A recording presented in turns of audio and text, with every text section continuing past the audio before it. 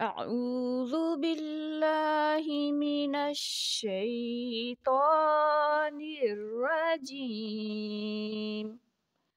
بسم الله الرحمن الرحيم. رب اشرح لي صدري ويسر لي أمري واحلل عقدة من لساني يفقهوا قولي. رب زدنی علما اللہم فقہنا فی الدین۔ آج ہم ایک سیریز شروع کر رہے ہیں اور اس ایپیسوڈ میں ہم اس سیریز کا صرف تعارف پیش کر رہے ہیں، اور یہ سیریز ہے ایک انقلابی منشور کے بارے میں۔ تو انقلابی منشور کیا ہے، اس کو ہم اس کا تعارف لیتے ہیں اور پھر ہم باقاعدہ اگلی ایپیسوڈ سے سیریز شروع ہوگی۔ بسم اللہ الرحمن الرحیم۔ اگر ہم دیکھیں تو دنیا میں آپ جہاں کہیں بھی رہتے ہوں، اس شہر کا، اس ملک کا اپنا ایک قانون ہوتا ہے، اور آپ اس شہر کے یا اس ملک کے جہاں بھی رہتے ہیں وہاں کے قانون کے پابند ہوتے ہیں۔ لیکن ایک قانون ہے، وہ تمام بادشاہوں کا بڑا بادشاہ جو ہے اس نے بنایا ہے، اور وہ تمام دنیا کے لیے ہے، بلکہ صرف دنیا کے لیے نہیں، تمام کائنات کے لیے۔ اور اس قانون کی تمام دنیا جو ہے وہ پابند ہے، اور جو اس قانون پر عمل کرتے ہیں وہ کامیاب رہتے ہیں، امن اور سکون میں رہتے ہیں، اور جو اس کی پابندی نہیں کرتے وہ ناکام رہتے ہیں، آج بھی اور کل بھی۔ لیکن یہ قانون ہے کیا؟ پہلے اس کو جانیں گے، سمجھیں گے، تو پھر عمل کرنے کی باری آئے گی نا۔ اور اس قانون کو سمجھ کر عمل کرنے سے کامیابی کے ثبوت بھی موجود ہیں۔ یہاں میں صرف ایک ثبوت کا ذکر کروں گی کہ آج سے تقریباً 1450 سال پہلے ایک اسی قانون پر عمل کرتے ہوئے ایک مثالی ریاست وجود میں آئی، اور اس کے بعد بھی اس قانون پر عمل کرنے والے کامیاب ہوتے رہے۔ لیکن اس مثالی ریاست میں جو ہے اس کی مثال پیش کی جا رہی ہے، اور پھر وہ ریاست جو تھی وہ چند سالوں میں آدھی دنیا پر پھیل گئی۔ لیکن اتنی وسیع ہونے کے باوجود معذرت، امن اور سکون تھا، اور اس میں عدل و انصاف بھی تھا، بلکہ آج تک اس کا عدل و انصاف ضرب المثل ہے، اور اس کے جو لوگ تھے وہ ہر میدان میں کامیاب ہوتے تھے، اور آنے والے لوگوں کے لیے مثال بنتے جا رہے تھے۔ آج کی جو جدید سائنس ہے اس کی بنیاد بھی انہی لوگوں نے رکھی تھی، اور یہ سب صرف اور صرف اسی انقلابی منشور پر عمل کرنے سے ممکن ہوا تھا، اور آج بھی اس منشور پر عمل کر کے یہ ممکن ہو سکتا ہے۔ لیکن یہ منشور ہے کیا اور کہاں سے ملے گا؟ تو جناب، یہ انقلابی منشور جو ہے وہ قرآن کریم ہے، اور نزول قرآن کا اصل مقصد اسے سمجھنا ہے۔ جسے قرآن پاک جو ہے، کیا قرآن کا نزول مقصد جو ہے وہ صرف حصول ثواب ہے؟ یہاں ایک سوال پیدا ہوتا ہے کہ کیا قرآن پاک کا اصل نزول مقصد جو ہے، نزول کرنے کا مقصد، وہ ثواب کا حصول ہے؟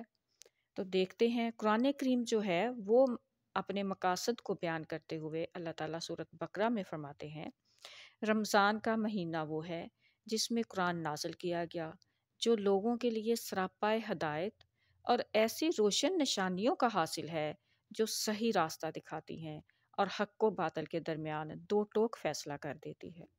سورہ البقرہ آیت نمبر 188۔ پھر اللہ تعالیٰ فرماتا ہے، الف لام میم ذالک الکتاب لا ریب فیہ ھدی للمتقین۔ یہ وہ عظیم کتاب ہے جس میں کسی شک و شبہ کی گنجائش نہیں، پرہیزگاروں کے لیے یہ ہدایت ہے۔ سورہ البقرہ آیت نمبر 1 اور 2 ہے۔ غرض قرآن کریم جو ہے وہ خالق حقیقی کا وہ سدا بہار، دائمی، عالمی اور انقلابی پیغام ہے، جو کتاب ہدایت بھی ہے اور کتاب زندگی بھی۔ بس ہماری اس سیریز کا جو مقصد ہے وہ بھی اس انقلابی منشور کو سمجھنے کی کوشش کرنا ہے۔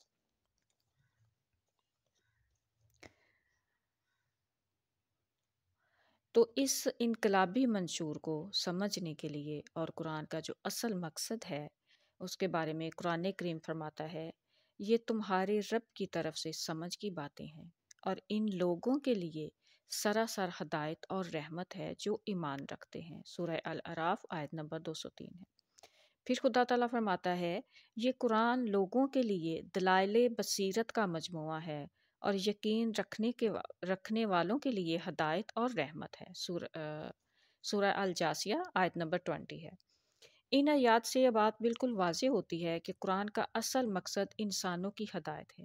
یہ ایسا منشور حیات ہے جس سے انسان حقیقی فوز یعنی مکمل کامیابی حاصل کر سکتا ہے، اور مکمل کامیابی ان آیات میں تدبر اور تفکر کے ذریعے ہی آ سکتی ہے، جبکہ معمول کی تلاوت سے آپ کو صرف الفاظ کی حد تک قرآن سے وابستگی ہوتی ہے۔ ہاں، اس کی تلاوت سے آپ کو سکون ملتا ہے، تلفظ و ترنم بھی آپ پر اثر انداز ہوتے ہیں اور ثواب بھی ملتا ہے، لیکن یہ ثواب تو صرف بونس ہے۔ یاد رکھیں، یہ ثواب جو آپ کو مل رہا ہے سادی تلاوت سے، یہ صرف بونس ہے۔ اصل مقصد تو اللہ کے قریب ہونا ہے اور اپنا ایک ایک لمحہ اس بادشاہ کے حکم کے مطابق گزارنا ہے۔ تو اس کے مطابق اس بارے میں کہ قرآن کو سمجھنے کے بارے میں حضرت حسن بصری رحمہ اللہ فرماتے ہیں کہ اللہ کی قسم، قرآن میں غور و فکر اسے نہیں کہتے کہ اس کے حروف کو تو یاد کیا جائے، مگر اس کے حدود کو پامال کیا جائے۔ یہاں تک کہ بعض لوگ بڑے فخر سے کہتے ہیں کہ میں نے پورا قرآن پڑھ لیا، جبکہ ان کے اخلاق و کردار میں قرآن کا کوئی اثر دکھائی نہیں دیتا۔ تفسیر ابن کثیر والیوم 7 ہے، پیج 64۔ قرآن نے بار بار تذکر و تفکر پر آمادہ کیا ہے۔ اسی طرح قرآن فرماتا ہے تذکر و تفکر کے بارے میں، بسم اللہ الرحمن الرحیم، کذالک نفصل الآیات لقوم یتفکرون، سورہ یونس آیت نمبر 24 میں، اور اسی طرح نشانیوں کو کھول کر بیان کرتے ہیں ہم ان لوگوں کے سامنے جو غور کرتے ہیں۔ پھر فرمایا اللہ تعالیٰ نے، ہم نے انہیں معجزات اور کتابیں دے کر بھیجا تھا، اور ہم نے تیری طرف قرآن نازل کیا تاکہ لوگوں کے لیے واضح کر دے جو ان کی طرف نازل کیا گیا ہے، اور تاکہ وہ سوچ لیں۔ سورہ النحل آیت نمبر 44 ہے۔ اور پھر جو اس پر غور و فکر نہیں کرتے ان پر اللہ تعالیٰ کیسے ناراض ہوتا ہے، اس کے بارے میں بھی دیکھتے ہیں۔ فرمایا، بسم اللہ الرحمن الرحیم، افلا یتدبرون القرآن علی قلوب اقفالها، سورہ محمد آیت نمبر 24 میں، پھر قرآن پر غور نہیں کرتے، کیا ان کے دلوں پر قفل پڑے ہوئے ہیں؟ بس اس انقلابی مشہور پر عمل کرنے کے لیے اسے سمجھنا ضروری ہے۔ یہاں پر آپ نے ایک فقرہ اکثر سنا ہوگا، پڑھا ہوگا کہ عدل فروقی ضرب المثل ہے۔ لیکن یہ عدل فروقی ہے کیا؟ یہ کس طرح سے ممکن ہوا؟ تو عدل فروقی حضرت عمر بن خطاب رضی اللہ عنہ کے عدل کو کہتے ہیں۔ تو لیکن انہوں نے کیسے ان کا عدل فروقی آج تک ضرب المثل ہے، دیکھتے ہیں۔ حضرت عمر رضی اللہ عنہ بن خطاب نے سورہ البقرہ کو 12 سال میں سیکھا تھا، اور جب اسے مکمل کیا تو اونٹ کو ذبح کیا۔ الجامع الاحکام القرآن للقرطبی جلد نمبر 1 پیج 5-5 ہے۔ لیکن یہاں سوال پیدا ہوتا ہے کہ اتنا عرصہ کیوں لگایا انہوں نے ایک سورت کو سیکھنے کے لیے؟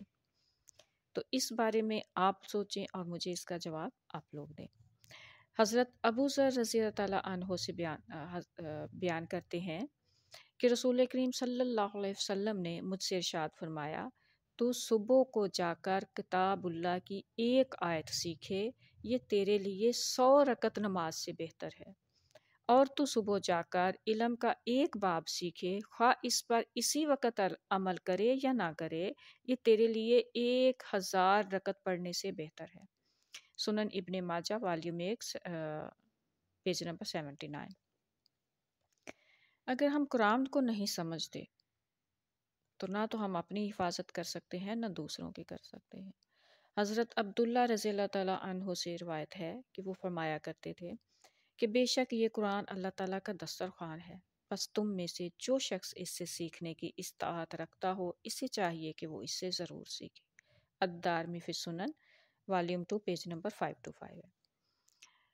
تو دیکھیے اب یہاں پہ فضائل قرآن میں بیان نہیں کر رہی کیونکہ وہ تو اتنا لمبا ٹاپک ہے کہ اس پہ کتابیں لکھی ہوئی ہیں، تو میں نے صرف اس سیریز کا تھوڑا سا تعارف پیش کیا ہے کہ یہ سیریز کیا ہے اور ہم کیوں شروع کر رہے ہیں۔ تو انشاءاللہ نیکسٹ ایپیسوڈ سے باقاعدہ ہم سٹارٹ کریں گے۔ آئیے ہم سب مل کر اس رمضان میں اللہ تعالیٰ کے اس دسترخوان سے اپنا حصہ لینے کی کوشش کریں۔ وآخر الدعوانا ان الحمد للہ رب العالمین۔